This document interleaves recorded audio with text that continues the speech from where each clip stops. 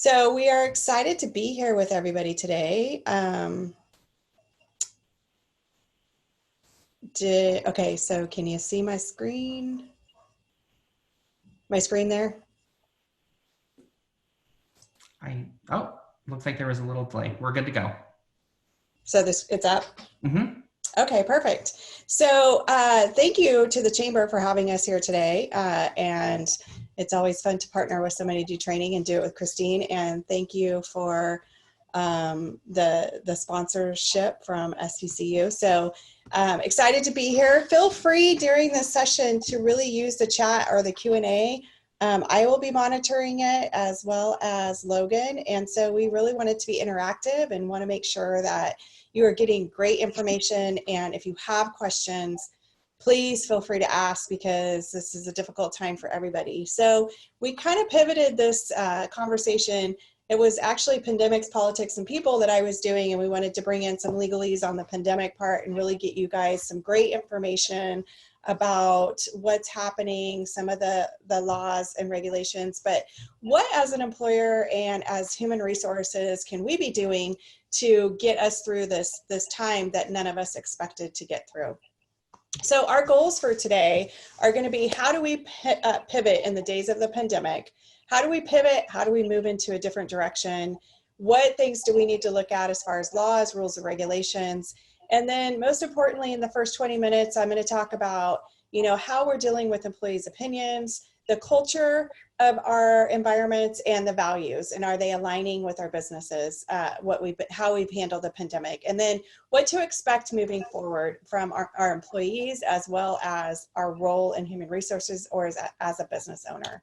So we all know how we got here. The pandemic, we never expected a pandemic to happen at this scale. A lot of us may have put pandemic plans together, and now we're realizing that when you haven't been in it before, it's really difficult to figure out what direction to go, and did our pandemic really work the way that we wanted to? There's a lot of things that we need to look at as far as the economic downturn, and how do we deal with our mental health issues with our employees. And I've been working with some employers on, just the COVID burnout that we're dealing with. And, as leaders, as HR professionals in our field, we really have to be in tune with what's happening with individuals and being a little more empathetic during this time than maybe we've been in the past. And so people have job uncertainty, they have economic uncertainty of what's actually going to happen. So all this is playing into also, people's opinions and how they're feeling about the pandemic. Should we wear a mask? Should we not wear a mask? Should kids go to school? Should they not go back to school? And that's it's starting to bring things into the workplace that we probably just didn't expect. We had childcare issues, kids being educated from home. A lot of people are starting to go back to school hopefully next week. And so that will ease some of the burdens of the teachers that are teaching virtually that don't have the experience of teaching virtually, as well as some of the burdens that parents are having teaching their children at home that they've never expected to do. So the pandemic has also created a lot of opinions and interactions in the workplace of what people think. And so we got to kind of move into, how do we work with the people? And, people have different political views, religious views, personal values, and past experiences. I worked with an employer earlier this year that, just didn't believe in the pandemic. They didn't believe that anything was happening. They weren't wearing masks. They did have a COVID outbreak. They had about 4 or 5 people get COVID within a week, but they still insisted on not wearing masks. So, there's personal opinions. There was people that were in the workplace that were starting to wear masks, and people were making fun of them. And so we as professionals really need to make sure that we are leading in a way that is comforting our employees, because at the end of the day, people come first. And if we don't have people feeling comfortable in the workplace, we're going to start losing people. It's going to be more costly. It's going to affect the downturn of the businesses, the economy. And if your values aren't aligning with how you're treating people and how you're treating the pandemic, you really got to go back and look at your values. And so we all have opinions about the current situation, and those opinions have become very powerful. And let's talk about that a little bit. is from January 15th to March 24th, the traffic on Facebook increased 27%. Traffic on TikTok, 15.4%, according to the New York Times. 26 of Americans at that point admit about talking about politics and the pandemic in the workplace, and their discussions are not cordial. It's becoming more of a civil discourse, and it's resulting in adverse action. So I've seen an uprise in adverse action. A lot of people use the pandemic as an excuse to terminate people, and that in itself is not aligning with the values of organizations. And so we have to be really careful that we are not using this situation to, we have to be very transparent. We need to make sure that employees are feeling that they can express their opinions in an appropriate way, as well as making sure that we are understanding why employees feel that the way that they do. So with all of this happening and the rise of the opinions in the workplace, what do we do now? So we need to address culture in the workplace. So first and foremost, culture is going to be so important moving forward, especially right now when we have a political climate that is very adverse. And we also have a lot of different opinions around the pandemic. So we have to, as leaders, we really have to make sure that we are launching good business decisions and good career values that are going to matter in the workplace. And so as leaders, we have to set the example. We have to check our opinions at the door, and we have to try to be as neutral as possible. And sometimes that's really difficult to do when you have your own opinions, but we have to remember what exactly we came to the workplace for. We're there to work. We're not there to form opinions about politics or a pandemic. We're there to make sure that the employees are safe, that they're protected, and that they have the safety protection that they need. If the employer wants to make a decision that people have an option of wearing masks, which I've seen this, I went to a chiropractor's office the other day, and some people were wearing masks and some people weren't. And that's a decision that hopefully they brought all of their employees together for and made that decision together.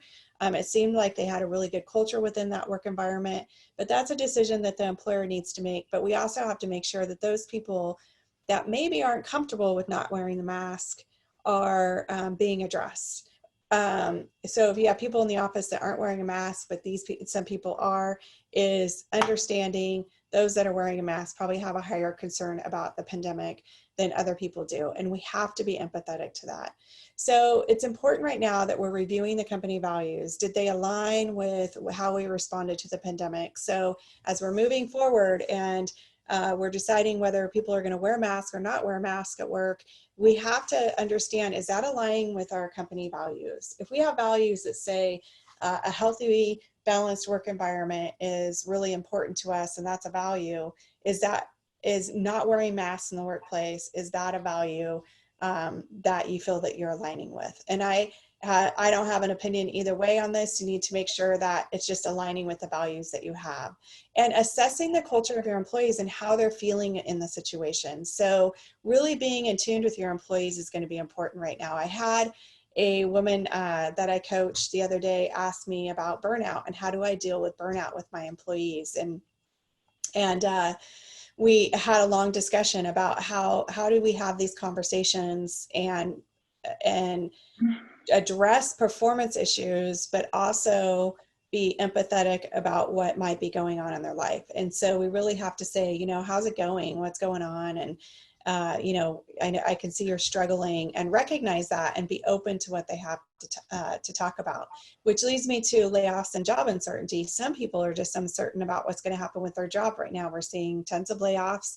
We're seeing business close, and we have to understand that employees are going to act out during those times. Coming back into the office, there is going to be a transitional period where we are coming back into the office, and we have to decide how we're going to transition people back into the office. And do some people really not need to come back into the office? And can you have some virtual jobs that you didn't have before?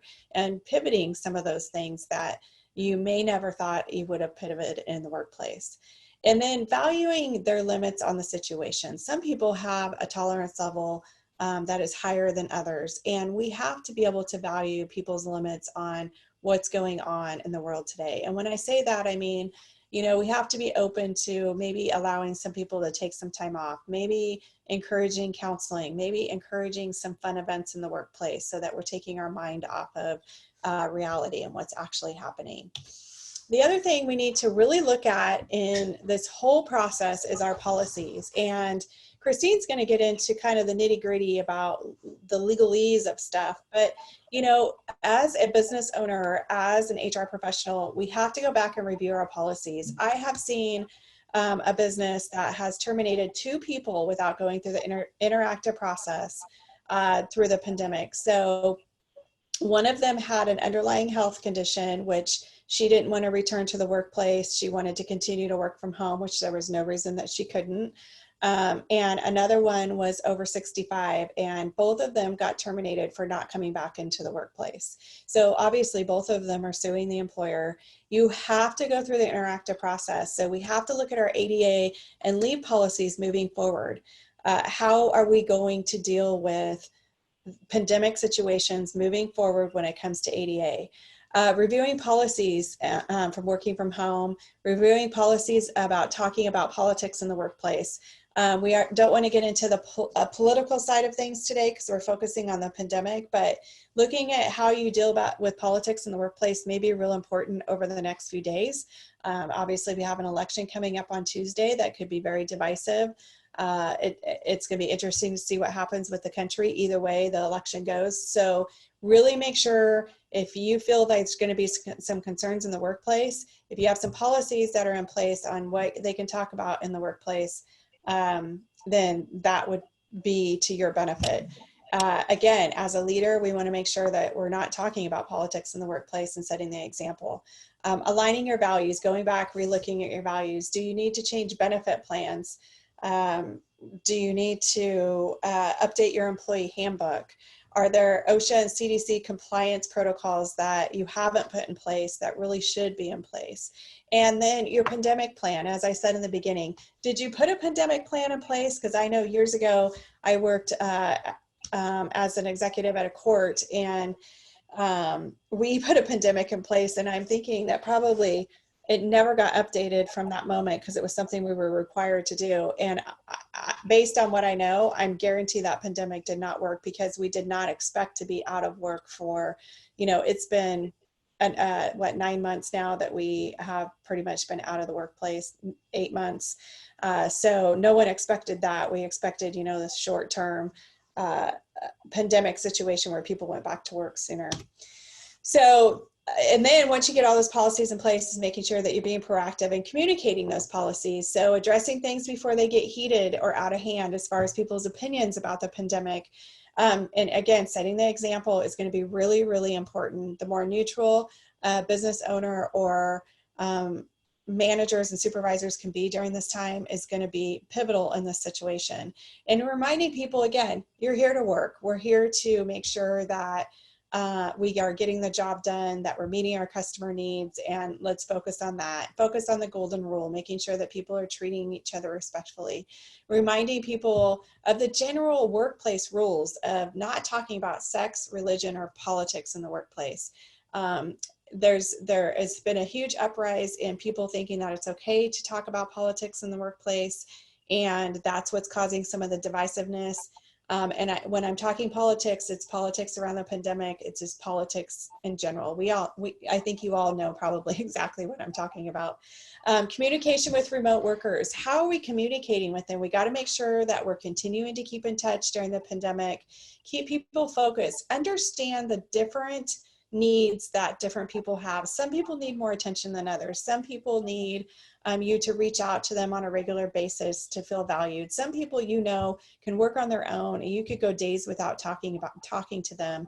But, checking in with them at least once a day, maybe just having a quick 5-minute Zoom meeting to touch base and say, I hope everybody's doing well. We have to start thinking of different ways to communicate. We've seen these restaurants that have come up with creative ways to keep their doors open. And it's time that we, as leaders, figure out different ways to communicate with our employees and different ways to keep our doors of communication open. So how are you communicating with your employees? And so kind of just check that at the door.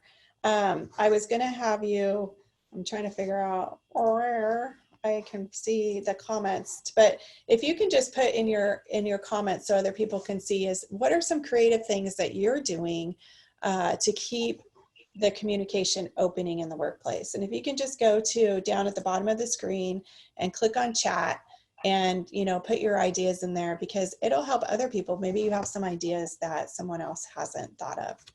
And so we go into leadership. And so as leaders, let's find some common ground. We need to do training. We have to do diversity training.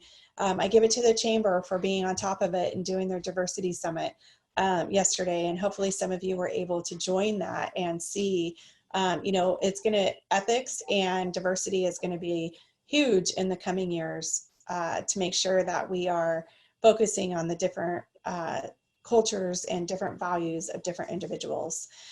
Leadership just really has to step up during this time. And if you have managers in positions that maybe are not stepping up into those roles, you know, maybe it's time to have some discussions about what truly is a leader for our organization, because our leaders have to be able to step up during times like this and be able to handle difficult, conflicting situations. And you know, unfortunately, this may not get better anytime soon when it comes to politics, when it comes to the pandemic. After the election, depending on, you know, who wins the election, the pandemic's probably going to go a different direction either way. So we have to, as leaders, be able to step up. And if we can't, we need to make sure that our leaders are prepared, or we are prepared to look at different leadership trainings and get our leaders prepared to remember, one, that it's always personal. So people have their personal opinions and they're hanging on to them very strongly.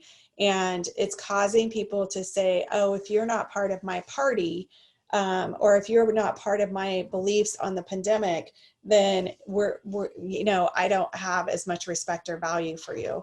And so we have to make sure that we're keeping that in check and allowing relationships to continue to grow and teams to build in the workplace. So keeping those company values in check, and then guide discussions in a new direction.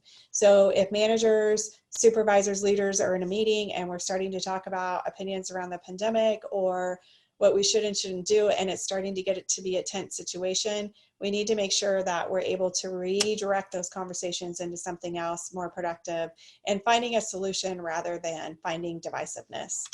And last but not least, we got to understand the people. So a standard leader is no longer acceptable in the workplace. We have to develop strong leaders that understand our people. And we have to, leadership needs to adapt to the remote work. We have a lot of leaders that are, you know, in the old school frame of mind that they don't believe in people working from home. And we really have to shift that belief, because we're finding now that, you know, there's a lot of jobs that we can do virtually. We don't have to meet in person all the time. We can definitely, you know, create an environment where people are working remotely, and you know, some people are a lot more productive working remotely. So as we start to enter people back into the workplace, is really asking yourself, does this person need to be in the workplace? And believe it or not, it's less expensive for an employer to have people in the workplace than it is, or having them be remote than it is having them in the workplace. You could downsize your building, you could downsize your lease. There's all kinds of things that could be an advantage. So as leaders, we need to regroup and understand, how does this work for us?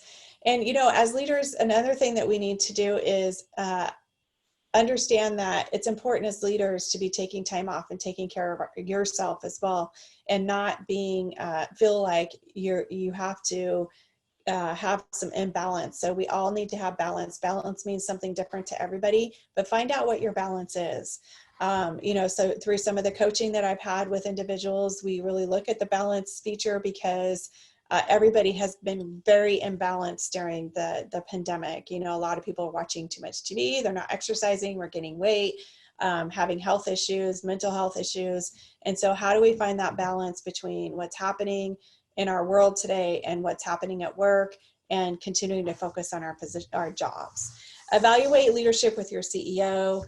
We must lead with personalization moving forward. So understanding introverts versus extroverts. And extroverts are struggling right now. They're struggling to stay at home and not seeing people and not being engaged, because I know for myself, I'm an extrovert. All I got to do is go out to a restaurant and I start to get some energy back. If I just stay at home for days at a time, I lose my energy, I lose my focus, and I start just being unproductive. So understanding your audience as far as your employees, who's an introvert, who's an extrovert, maybe doing some some virtual DISC assessments. I work with a counterpart that is a DISC certified coach. And so working with individuals so that you can figure out what is your different personality types, so that as leaders, you can focus on those things in the workplace. So we really just have to understand that at the end of the day, the people are what matters, and people are also emotionally charged right now with the pandemic, with politics. And so let's really kind of gather our thoughts and make sure that we're moving forward thinking about our people. So with that, I'm going to hand it over to Christine for the legalese part of all of this. Thank you so much, Renette, and thank you again to Renette and Logan, who helped me through this morning's comedy of technology. I hope you all can hear me and everything is working now. Yeah, there are really, I want to touch on 3 topics that are still of ongoing concern in this pandemic. We can't go in depth in any of them. I could talk on every single one of these topics for half an hour at least. But we have the Families First Coronavirus Response Act. We've got the Americans with Disabilities Act. And then of course we have the OSHA concerns, all revolving around the virus. Now, next slide, please. If hopefully the FFCRA is not a new thing to any of you. We've been working under this law now since April. But the biggest question I think on everybody's mind is, this law is set to expire on December 31st because nobody thought that we would still be here. And with the next wave of viruses that seems to be sweeping America right now, I'm a betting woman and I'm thinking that we're not going to be clear of this by December 31st. So the message boards are starting to ask, what do we know? What do we do? And you know exactly as much as I do whether or not Congress is going to pass an extension to this law, which is to say none of us know what Washington, D.C. is going to look like just a week from now. So again, as a betting woman, I think that whatever the next package Congress is that they pass will probably extend this in some way, but we don't know.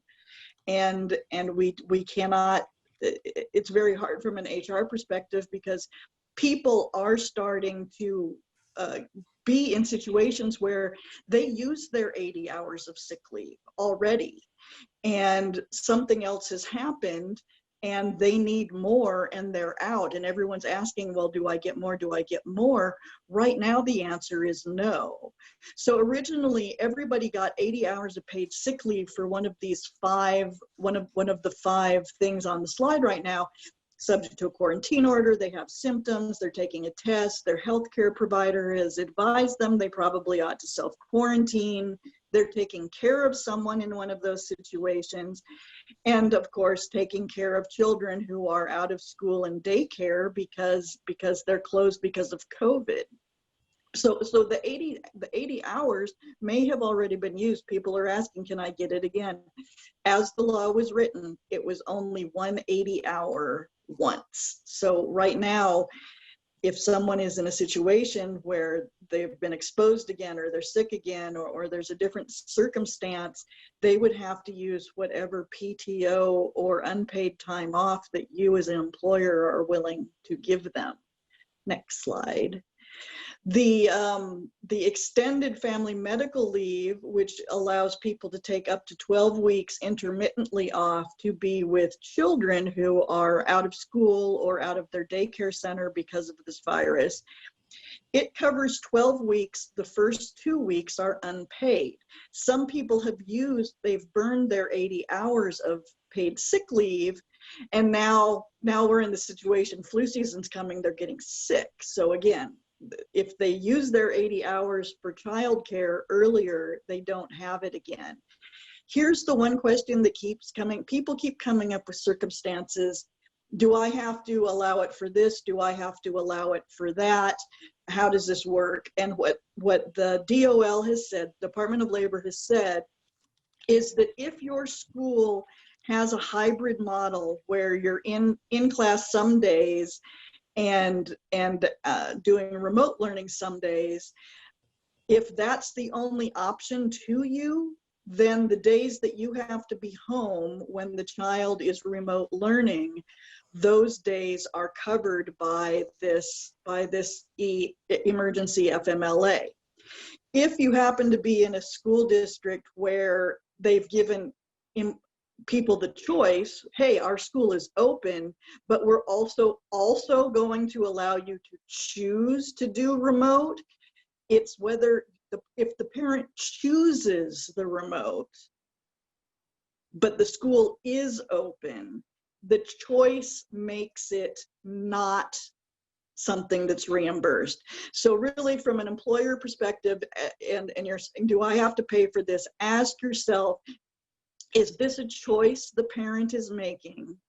Or is this something being imposed upon them which they have no control over? Also, just a quick note that businesses under 50 lives may deny the extended family medical leave benefits if there is a compelling business reason to do so. In other words, are you an employer of only 8 people and you can't even keep your doors open if 3 of them are taking this extended leave? That would be a reason to deny it. If a key employee who knows all the secret sauce recipes wants to be gone, you can disallow that person from going, but it is not a blanket exception. Okay, a lot of people have said, well, I'm under 50, I'm just not, I'm going to say no to everybody. You should have a business reason to deny such a thing, and if the employee complains and you're audited, have a justifiable financial reason to show why you couldn't work with this person to allow them the time off. So that's the one thing you have to take away from that. Next slide, please. Now we're skipping over to the American with Disabilities Act. A lot of people have been asking, what kind of questions can I ask? What can't I ask? What am I going to get in trouble for? So you can absolutely ask if someone's experiencing symptoms. Of course, the list of symptoms, as we learn more about the virus, it keeps growing. I refer you on the very first bullet point of this slide, and I hope you'll be able to get copies of these slides. This CDC website, the cdc.gov coronavirus, that is something you should bookmark and be looking at on a daily basis because they keep updating their recommendations. And the other laws like OSHA, like workers' comp, like the ADA, they are all going to refer back to what the best CDC and local public health guidance is at the time in question. So, you know, back in March, we didn't know much about it. So if we made some mistakes, they would be forgiven because back at that time, the CDC guidance wasn't clear. As we learn more, as an employer, you are expected to know more based on what the CDC is telling us and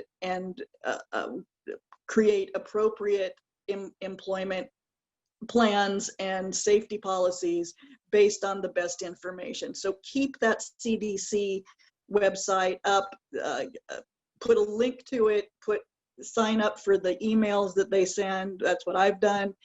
So right now, a lot of questions people are asking, if someone tests positive, can I tell them they have to test negative before I allow them back?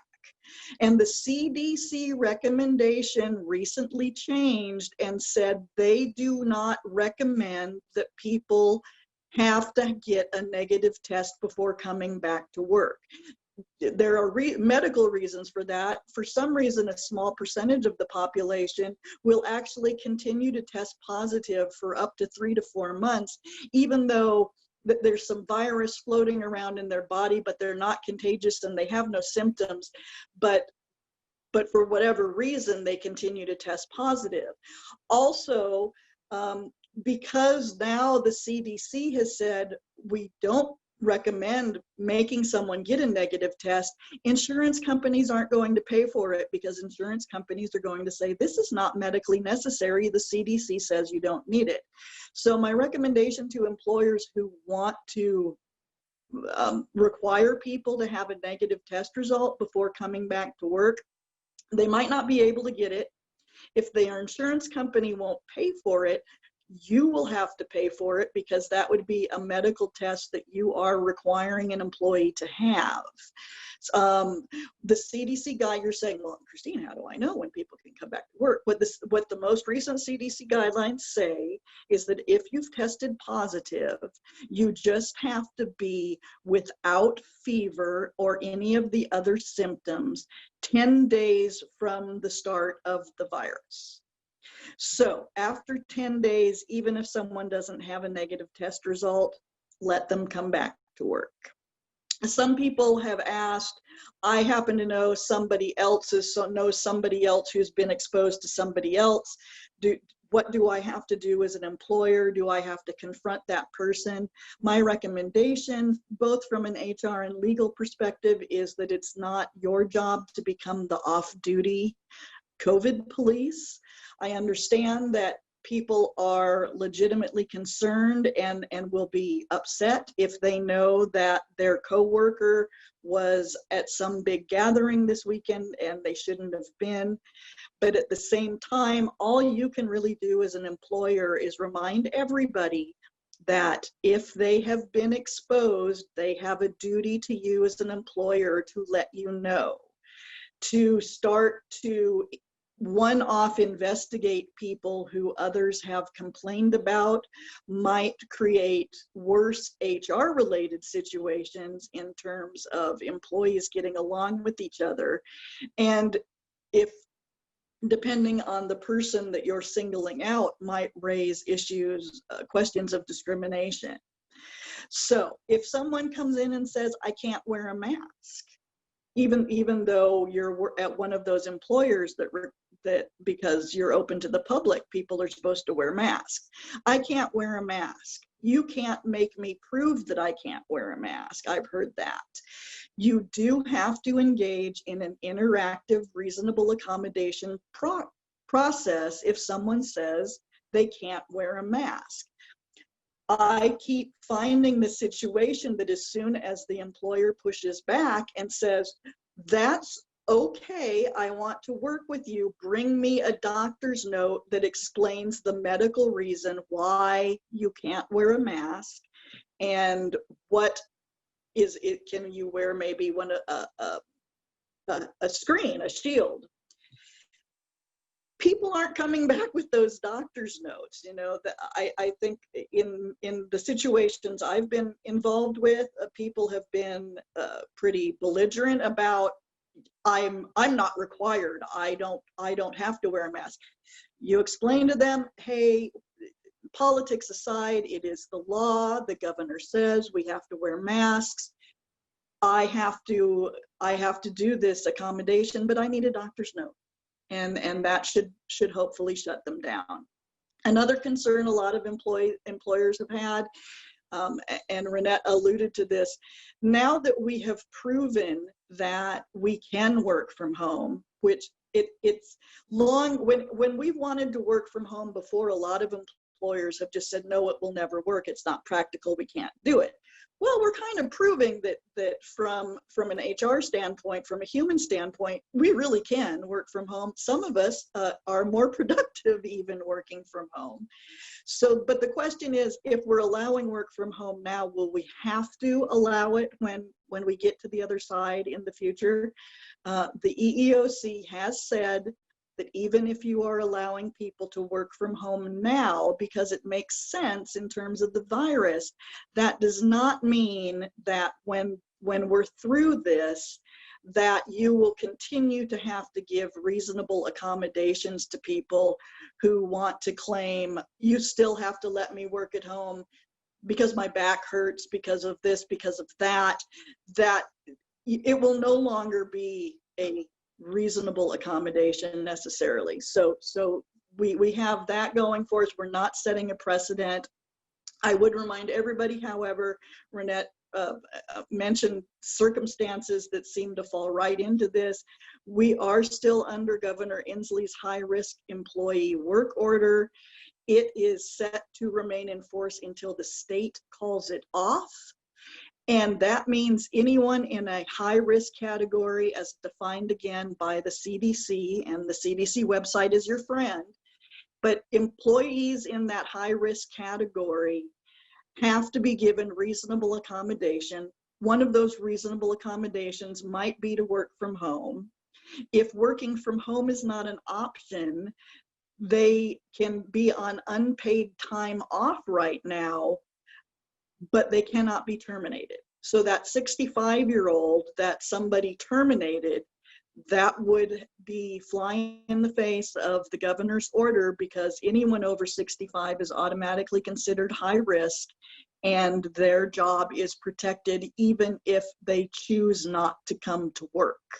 Even if you don't have to pay them, but you do have to give them job protection. So that is in force until we're through this. So that was really fast on the ADA. Next slide, please. Now we get to OSHA. What do we have to do as an employer to keep our employees safe? What might the auditors be looking at? So under OSHA's general duty clause, you have to provide a safe place of employment. So the first thing you want to do is determine which of the risk categories that you fit in. Most all office situations are going to be low risk. If employees are spaced apart by desks, if there's no public contact, you are low risk. You get to the medium risk category if you're in a situation, maybe you're working on an assembly line, people are standing shoulder to shoulder, they're very close together, or anything retail where the public is coming in and out, you're medium risk. And then you really don't get into the high risk category until you become a healthcare worker, first responder, an ambulance driver, anyone in a lab working with potential COVID bacteria, of course, are high risk. So your step one is to determine what risk category are you in. And I've put links, the link at the bottom of this page is an exhaustive list of all sorts of different jobs and industries and how they would classify it. Next slide, please. What are you required to do by Washington's OSHA? You do not have to have a written plan. That is not a requirement.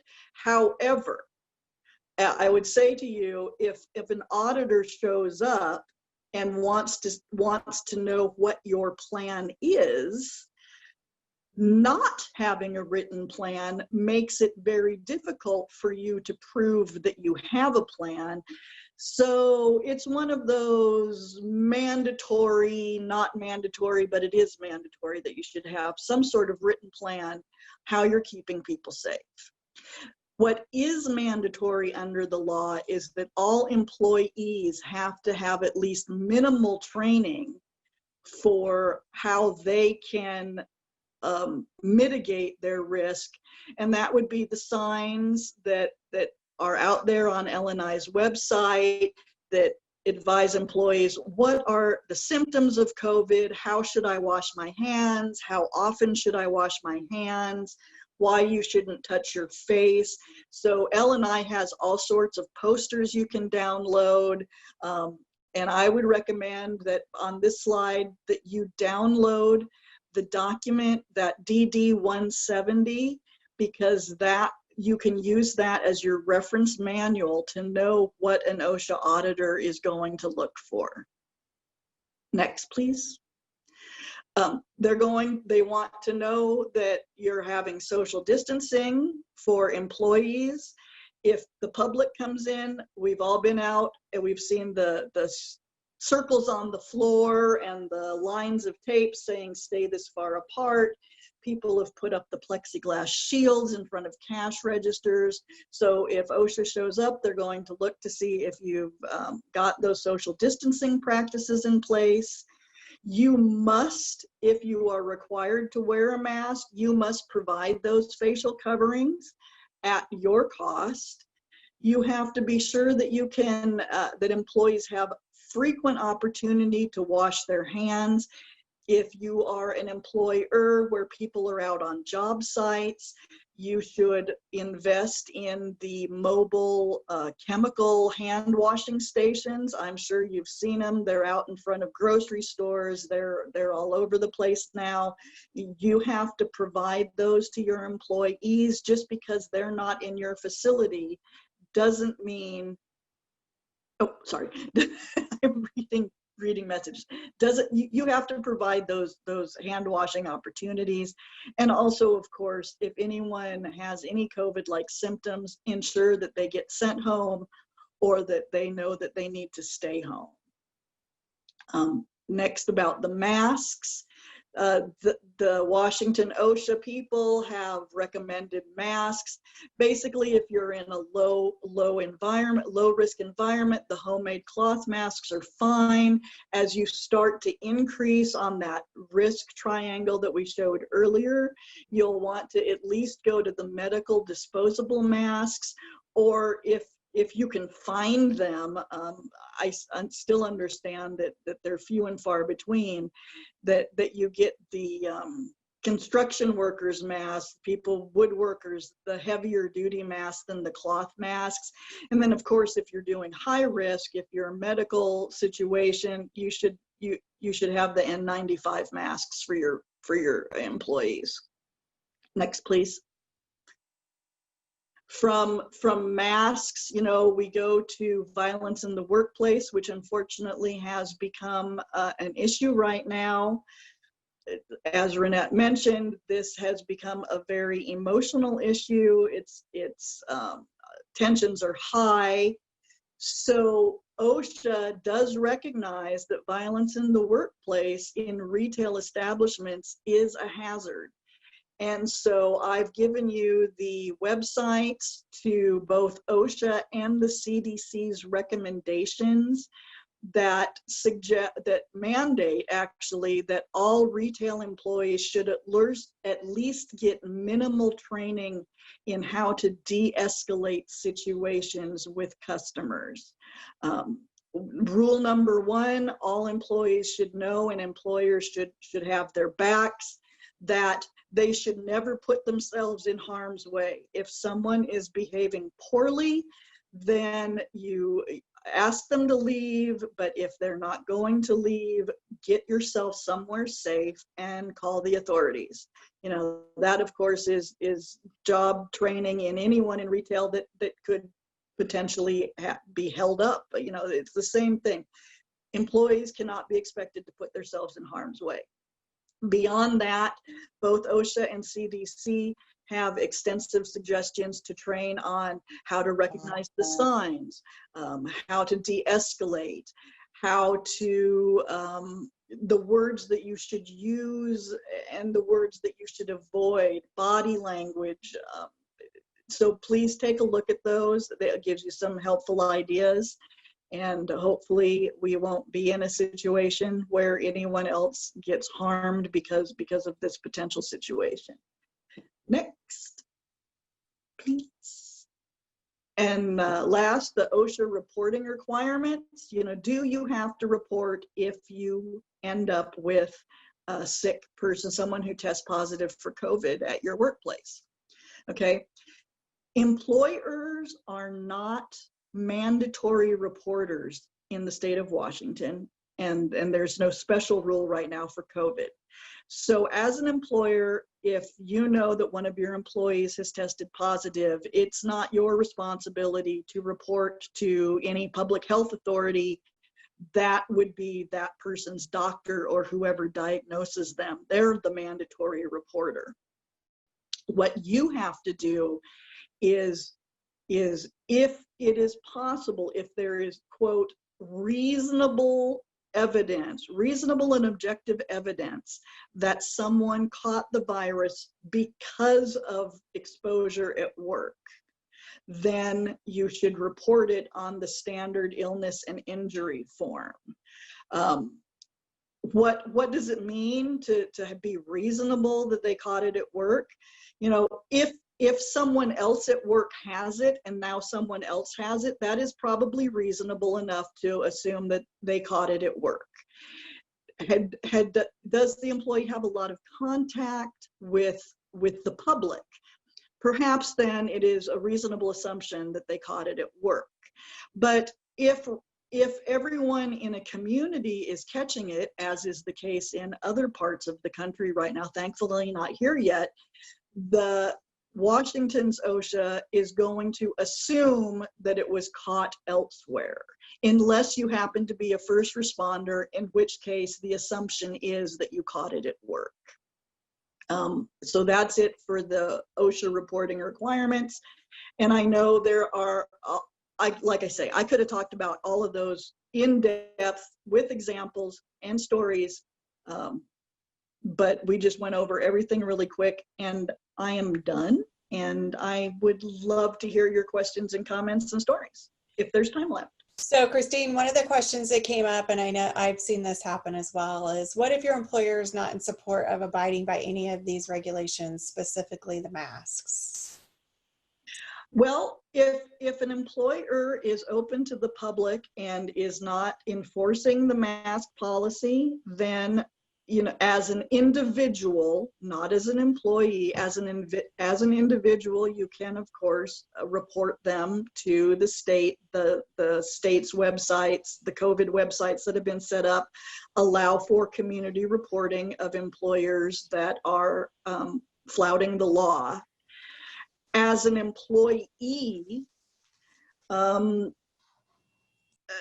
all you can do really is just as in the situation of any time an employer is violating any sort of law, the COVID requirements are no different to the extent that an employee who knows of an employer's malfeasance has a tough situation. They can report to their direct supervisor. They can report to HR. They have to decide whether or not it's worth the hassle, worth the drama to do whistleblower. But as an employee, the situation is such that there's no more or less right for that employee than they would have for any other sort of violation. And that's not a great answer, and it's an uncomfortable answer, but that's the answer.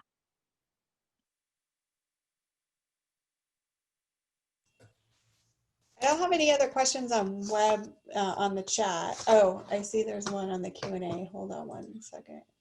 If customer refuses to wear a mask because they say they have a medical issue, can a company deny entry for that person? Technically, yes. I've seen people that carrying around cards that somebody put out on the internet that says that they have a card from some fake federal agency. Those are all bogus. You have to have a reasonable accommodation for such people. So, for instance, grocery stores, if someone says, I'm not going to wear a mask because I have a medical condition and you can't ask me about my medical condition, then a grocery store, for instance, the reasonable accommodation could be, okay, can you wait outside and we'll shop for you? I know that's not happening. I know in all practicality, we're not enforcing that. I mean, some people might be enforcing it, but again, it goes back to the workplace violence potential. Is enforcing the policy going to create a situation that is dangerous for the employee, for other customers? Sometimes the correct answer is to just let them get away with with not wearing the mask.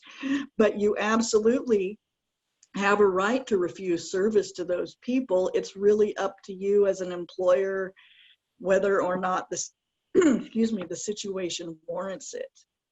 I don't think anyone's going to show up as from an audit perspective and hand out citations to an employer who lets angry people who insist they have disabilities come shop. Yeah. Anyone else have any questions before we wrap up today?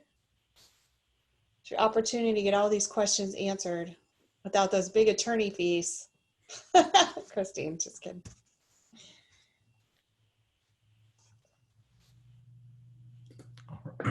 All right, well, it looks like that covers it. I did have a question. When it comes to things like employee morale, I recently read that's kind of gone at this moment because you can't really walk down the hallway anymore and, you know, interact with people and, you know, give each other compliments and whatnot. So I think this might be more for you, Raynette. How, since we're all working virtually, many of us are working virtually, how do you, as an employer, give your staff, you know, show appreciation or praise when they're not in front of you? Mm-hmm. And I think that's where, you know, scheduling some virtual meetings, if they're just 5 minutes in the morning and just saying, hey, I got that email from you, Susie, and I really want to thank you for following through with that, and just touching base and just having a really quick meeting and just saying thank you. Also recognizing what people, which people really need that extra reach out and praise, like phone call or a text message, or, you know, dropping notes in the car, in the mail for people, I think are some good options. One employer has taken some, yes, mailing thank you cards are very personable still. You know, a handwritten note is very personable. Some employers have put together like little packages, as far as like one of the best ones that I heard was they got some sweats made, you know, some you know, little sweatpants made for people around the house with the company logo on them, with you know, a sweatshirt. So because we all know that people are wearing a lot of lounge clothes right now, and so just little things like that. I think that also reaching out and doing like a once a month just virtual casual meeting of how's everybody doing, and not really talking about work. You know, one of the things that Columbia Basin SHRM is doing for our membership is we're doing a virtual trivia. And so there are companies out there right now that are doing those trivia things for people, and they break them out into rooms and different things. So, you know, doing fun events like that, I think are really important to continue to do. You know, I think the more we can virtually see each other. The other thing I think is really important is that when you do have virtual meetings, that you require people to be on video. And so, you know, some people will log in and they won't be on video, they'll just be on audio. If they don't have video, that's understandable. Most people have a cell phone though, but that interaction and seeing each other's faces is actually does a lot more than if you're just, you know, mentally and physically, than if you're just doing it by a conference call. But that seeing each other, seeing people's faces, it lightens people up, it gives them more energy. And so I just think that it definitely is more time consuming, and it's definitely a more, it's not effortless. There's a lot of effort that needs to be put into creating that culture and morale right now to help people feel connected. So just being very creative. Thank you. Mm-hmm. I think with that, we are about wrapped up.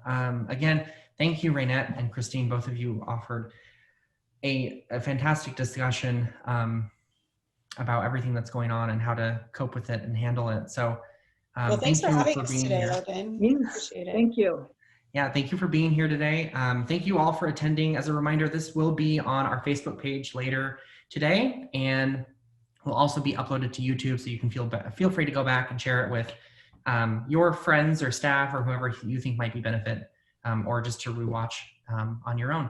And again, thanks to STCU for partnering with the program. It was a fantastic discussion, and thank you all for being here today. Thank you so much. We'll talk to you soon. All right, have a good day. Bye-bye. Thank you. Bye-bye.